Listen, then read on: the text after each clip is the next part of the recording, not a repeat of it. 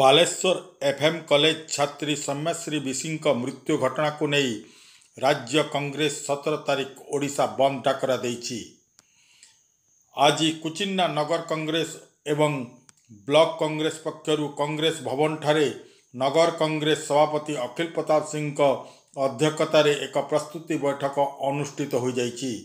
सर्वप्रथमे college छात्री सौम्याश्री विशी वियोग अमर आत्मार सद्गति पाई 2 minute Nirav प्रार्थना करथिले। एही बंद डाकरा को सफल करिबा पाई कांग्रेस कर्मी माननकु आह्वान देइथिले। एही कार्यक्रम रे वरिष्ठ कांग्रेस नेता शरद गौतिया, संजीत शर्मा, टूना महानंद, जितेंद्र साहू, छात्र कांग्रेस सभापति आशीष प्रताप सिंह समेत अनेक कांग्रेस नेता और कर्मी सामिल होइथिले।